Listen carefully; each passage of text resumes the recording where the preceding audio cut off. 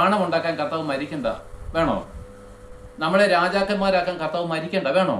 കാരണം പണ്ടത്തെ ന്യായപ്രമാണമല്ലേ എന്ത് പറഞ്ഞിരിക്കുന്നത്?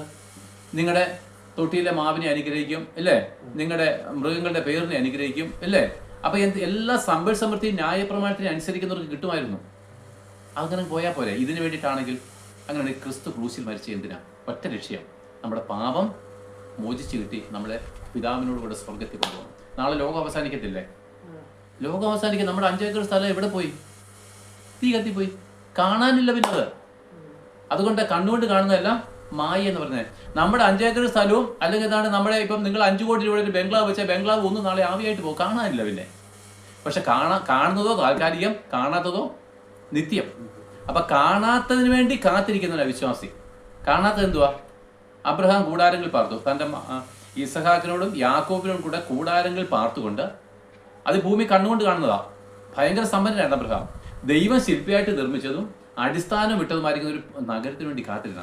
അപ്പം ഈ വിശ്വാസ ജീവിതം എന്ന് പറഞ്ഞാൽ കണ്ണുകൊണ്ട് കാണാത്തതും വിശ്വാസത്താൽ അറിയുന്നതുമായിരിക്കുന്ന ഒരു കാര്യത്തിന്റെ ഫലപ്രാപ്തിക്ക് വേണ്ടി കാത്തിരിക്കുക.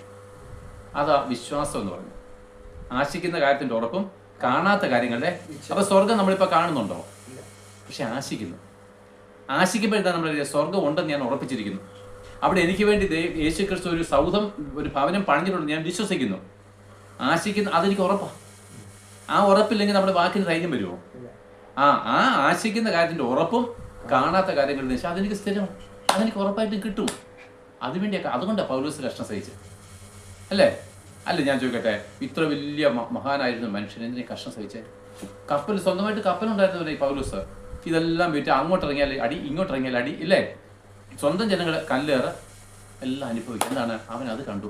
വല്ല വിധേനെ അവിടെ ചെല്ലണമെന്ന് മാത്രമേ, അതിനൊരിക്കലും അവസാനമില്ല.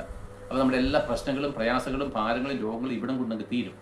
ഇങ്ങനെയാണെങ്കിൽ, ഇല്ലെങ്കിൽ ഈ ഭൂമിയിൽ ഉണ്ടായതിനേക്കാളും ഇരട്ടി വേദനയിലേക്ക് നമ്മൾ പോകുന്നു. മനസ്സിലായോ? ഈ ഭൂമിയിലെ മരിച്ചതിന് ശേഷം ആർക്കും സഹായിക്കാൻ കഴിയാത്ത നിത്യ നരകത്തിലേക്ക് നമ്മൾ എറിയപ്പെടും.